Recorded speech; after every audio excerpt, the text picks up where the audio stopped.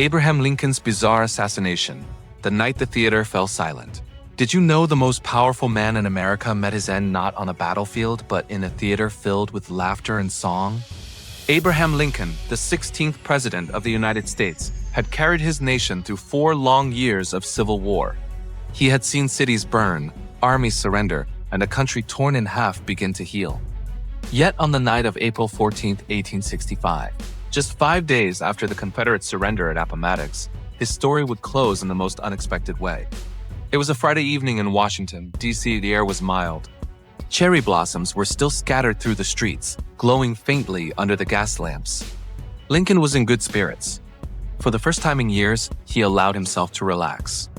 He had told his bodyguard, "I feel a great weight lifted from me." That morning, he had even spoken to his cabinet about plans for peace and reconstruction. The war was ending, and he wanted to rebuild not only cities but hearts. By late afternoon, Lincoln and his wife, Mary Todd, decided to attend a play at Ford's Theater.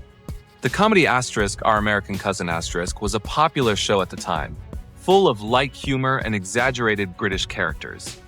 It promised laughter, something both of them desperately needed. General Grant and his wife were invited to join them, but the Grants declined, wanting to visit their children. So instead, the Lincolns would attend with Major Henry Rathbone and his fiancée, Clara Harris. As the sun dipped below the horizon, the streets filled with people in evening clothes heading toward the theater.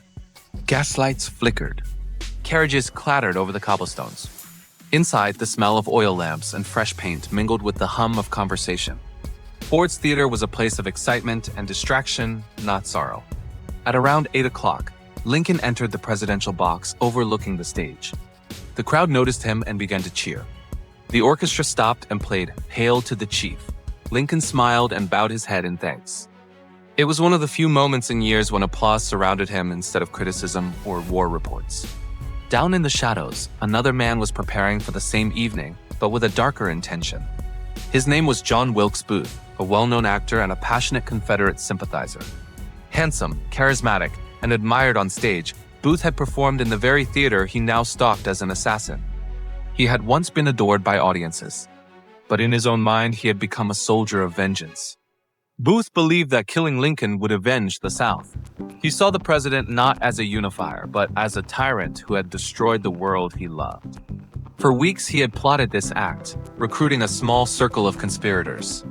Their plan had originally been to kidnap Lincoln and trade him for Confederate prisoners. But with the South's defeat, Booth's desperation turned deadly.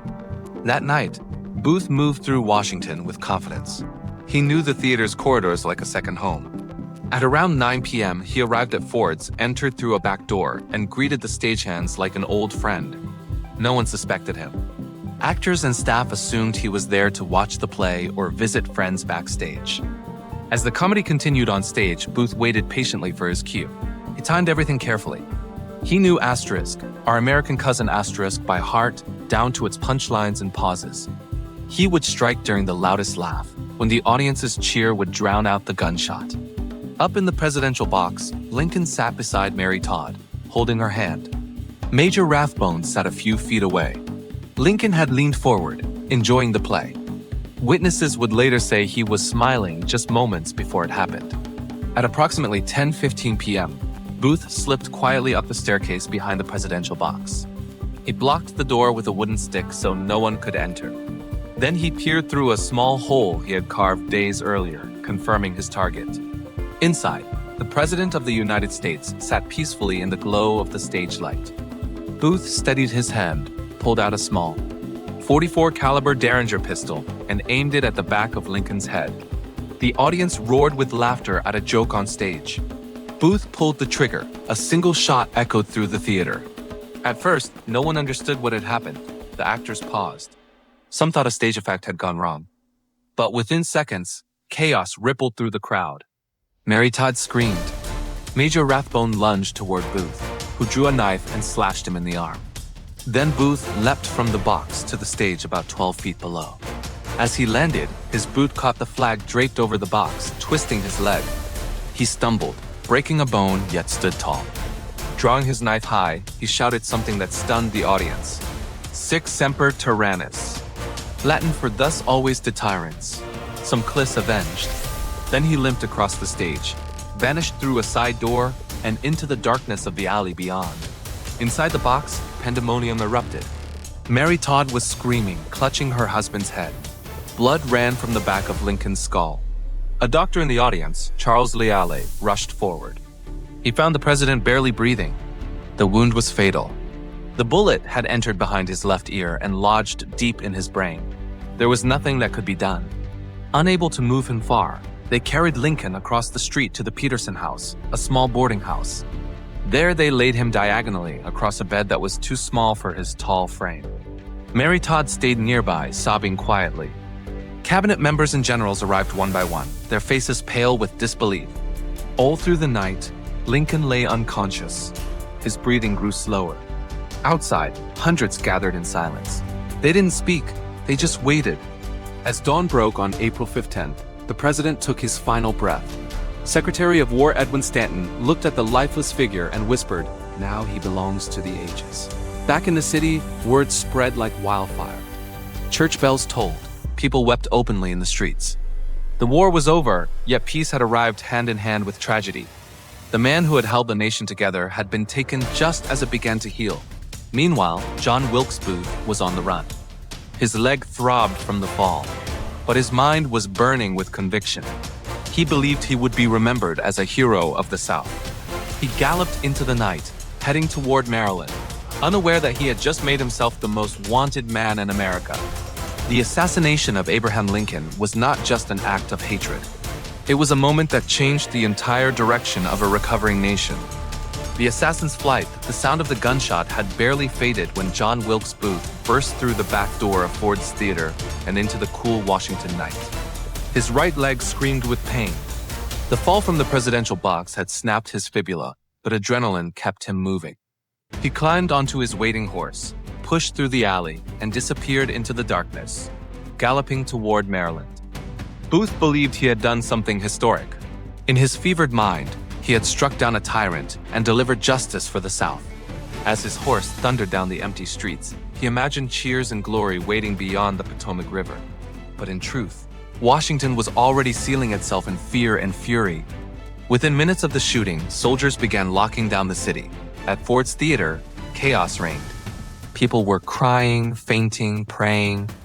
The news raced through Washington like fire through dry grass. The president had been shot. Officers and cavalry units were mobilized before midnight. Orders went out to close all roads and bridges.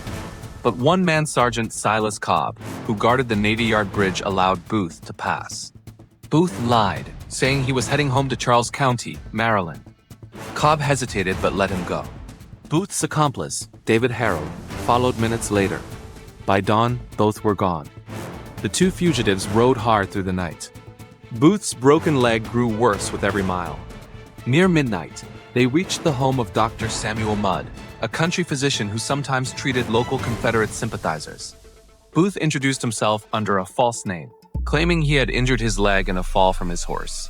Dr. Mudd sent the bone, fashioned a crude splint, and allowed them to rest for the night.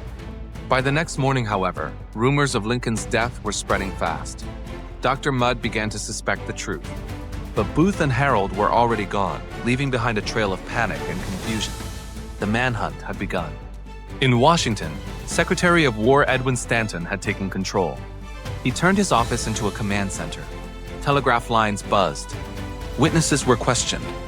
Posters offering $100,000 in rewards for Booth's capture were printed within hours. Stanton's orders were clear: no one involved in this plot would escape. The assassination had not been a lone act. Booth had gathered several co-conspirators. That same night, Lewis Powell had attacked Secretary of State William Seward, stabbing him repeatedly in his bed. George Atzerodt was supposed to kill Vice President Andrew Johnson, but he lost his nerve and fled. Booth's grand plan had been to decapitate the Union government in one night, plunging it into chaos. Instead, only Lincoln was dead, and Booth was now hunted by an entire nation. As Booth and Harold made their way south through Maryland's swamps and thickets, they were aided by a network of Confederate sympathizers. Some offered food and shelter. Others refused, terrified of being caught. Booth still carried a small diary in which he wrote feverishly about his actions. "Our country owed all her troubles to him," he wrote of Lincoln. God simply made me the instrument of his punishment. But as the days passed, Booth began to sense the truth. The South was not rising in his honor. The newspapers called him a coward. Former allies turned away. His fame as an actor had been replaced by infamy as a murderer. The applause he had once lived for had become silence. On April 20th, 6 days into their flight, Booth and Harold crossed the Potomac River, hoping to reach Virginia. They were guided by locals who still clung to Confederate loyalty. But the river's current was strong. They drifted off course and landed back on the Maryland side, soaked and exhausted. It was a cruel twist of fate. They would have to try again. Meanwhile, the federal dragnet was tightening. More than 10,000 soldiers and detectives searched farms, woods, and backroads. Dr. Mudd had been arrested. Others suspected of helping Booth were rounded up. No one knew exactly where the assassin was, but every rumor, every whisper sent cavalry riding in all directions. Finally, on April 23rd, Booth and Harold succeeded in crossing into Virginia. They sought refuge at the farm of Richard Garrett, near Port Royal. Garrett's family, unaware of who Booth truly was, offered them a place to stay. Booth claimed to be a wounded Confederate soldier returning home. He limped painfully, wrapped in a heavy coat despite the spring warmth. For the first time in 10 days, Booth allowed himself to rest. He spent his time sitting on the porch, reading newspapers that condemned him as a villain. The words struck him deeply. He began to realize that history would not remember him as a hero, but as a criminal. The glory he had imagined had turned to dust. On the night of April 25th, Union cavalry under Lieutenant Edward Dougherty closed in. They had traced Booth to the Garrett farm through a trail of informants and intercepted letters. Around 2 in the morning, the soldiers surrounded the tobacco barn where Booth and Harold were hiding. They called for surrender. Harold gave up at once, terrified, but Booth refused. "I will not be taken alive," he shouted. Inside the barn, he stood armed, a revolver in one hand, a carbine in the other. Flames flickered as soldiers set fire to the structure, trying to force him out. Through the smoke, they could see Booth standing tall, his face lit by the burning straw. For a moment, it seemed as if he were on stage again, caught in his final performance. Then a single shot rang out. Sergeant Boston Corbett had fired through the slats of the barn. The bullet struck Booth in the neck, severing his spine. He collapsed instantly. Soldiers dragged him out into the cool night air. Booth lay on the ground, paralyzed, unable to move. He whispered faintly, "Tell my mother I die for my country." Then, after a pause, came his final words. "Useless. Useless." He died just before dawn on April 26th, exactly 12 days after the assassination. His body was taken to Washington under heavy guard, hidden from the public. Few would ever see the face that had once smiled from theater posters across the nation. The man who had lived for applause left the world in silence. In the days that followed, the remaining conspirators were tried and executed. Mary Sarrett, Lewis Powell, David Harold, and George Atzerodt were all hanged at the Washington Arsenal. Dr. Mudd was sentenced to prison, but later pardoned. The Capitol was draped in black. Even nature seemed to mourn. The Civil War had ended. The Union had been preserved. But the price was written in blood across the stage of Ford's Theater. Yet, in the years that followed, questions lingered. Was Booth truly the mastermind, or just one desperate actor in a larger, hidden plot? And how did Lincoln's death reshape the very idea of American unity? Let us float over now to the morning after the funeral that would turn a nation as grief into a slow march of remembrance. The nation in mourning when dawn broke over Washington on April 15, 1865. The city was draped in shock. The news had spread through the night like a dark tide. Men stood silent in the streets. Women wept openly at their doorsteps. Bells tolled across the Capitol. The war had ended only days before, but peace had arrived hand in hand with heartbreak. The president who had saved the Union now lay lifeless in a boarding house across from the theater where laughter had turned to screams. Inside the Peterson house, silence hung thick in the small bedroom. Abraham Lincoln's long body rested still on a narrow bed. The clock ticked softly. Mary Todd Lincoln sat nearby, inconsolable. Around her, members of Lincoln's cabinet stood in stunned disbelief. Secretary of War Edwin Stanton, who had commanded armies, who had stared down the chaos of battle, was the only one able to speak. He looked down at the still face of the president and whispered, "Now he belongs to the ages." Those words would echo through history. Outside, thousands gathered in the street, waiting for word. When the flag over the War Department was lowered to half-staff, a single murmur passed through the crowd. The president was dead. Many knelt where they stood. Others prayed quietly. The nation that had barely survived 4 years of war now faced a new kind of wound, one that no army could heal. The funeral preparations began at once. Lincoln's body was moved to the White House, where it lay in the East Room, surrounded by flowers, candles, and mourning drapery. Soldiers kept watch day and night. The scent of lily filled the air. Newspapers described how the light from the chandeliers flickered across his face, giving him the look of a man peacefully asleep. Mourners poured into the city by the thousands. They came in wagons, on horseback, even on foot, traveling for miles just to stand in silence before the man who had guided them through war. Black mourning ribbons hung from every building. Shopkeepers closed their doors. The hum of Washington turned to quiet reverence. On April 19th, the funeral service took place. The procession that followed was unlike anything the nation had ever seen. A black-draped hearse drawn by 6 white horses carried Lincoln's coffin through the streets. Soldiers marched beside it. Bands played slow, solemn hymns. Thousands lined the route, heads bowed. Children clutched small flags. Veterans saluted. The sound of drums echoed between buildings as the city said farewell to its fallen leader. But Lincoln's final journey was not yet over. The government decided his body would be taken home to Springfield, Illinois, for burial. The route would retrace in reverse his path to the presidency 4 years earlier. The funeral train would carry him through cities and towns from Washington to Baltimore, Philadelphia, New York, Cleveland, Chicago, and finally to Springfield. It was a farewell tour that turned mourning into a national pilgrimage. At every stop, crowds gathered by the thousands. People waited through the night just for a glimpse of the train. They came from farms, factories, and battlefields. Many brought flowers, others brought tears. Some stood in quiet disbelief that the man who had freed millions could now only lie silent in a glass-covered coffin. In Philadelphia, the coffin was placed in Independence Hall, where the Declaration of Independence had been signed. The line of mourners stretched for miles. Old soldiers wept openly. Freedmen, once enslaved, knelt and whispered prayers. In New York City, the crowds were so vast that the streets filled like rivers. Church bells tolled for hours. From balconies and rooftops, people watched as the black-draped hearse rolled past. Some threw petals. Others stood in stunned silence, knowing they were witnessing history written in grief. Along the railway line, as the train traveled west, people lit candles by the tracks. In the dark fields of Pennsylvania and Ohio, entire families stood waiting in the night, hats held to their hearts as the funeral train passed slowly by. The sound of its whistle drifted through the still air like a cry. By the time the train reached Springfield on May 3rd, nearly 12 million Americans had seen it pass. The entire nation had become a funeral procession. In his hometown, Lincoln was laid to rest in Oak Ridge Cemetery. The day was cool and gray. A simple wooden platform had been built for the ceremony. Around it, citizens stood shoulder to shoulder. Soldiers, statesmen, and ordinary people bowed their heads together. As the coffin was lowered into the ground, the wind stirred the flags and rustled the leaves in the trees.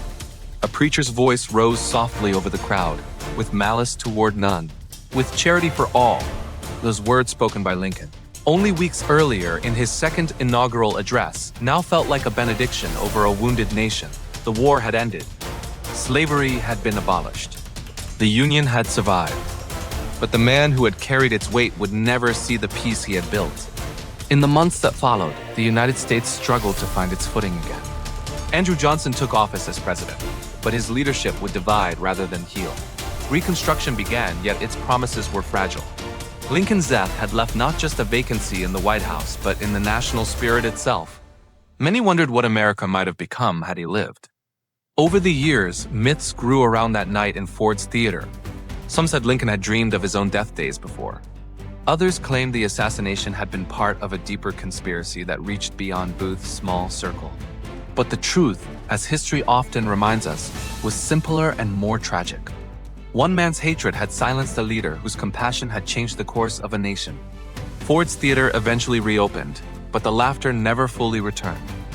Visitors often said they could still feel the weight of history in the air, the echo of a single gunshot, that reshaped the country. The balcony where Lincoln sat became a place of quiet pilgrimage. People came not to see a stage, but to remember the moment when America lost its greatest actor of peace. In the end, Abraham Lincoln became more than a president. He became a symbol, the tall, thoughtful figure whose words carried both sorrow and strength. His death turned him into a legend, and that legend guided the nation long after the war's wounds began to heal. Even today, when we look back, the story still feels almost unreal.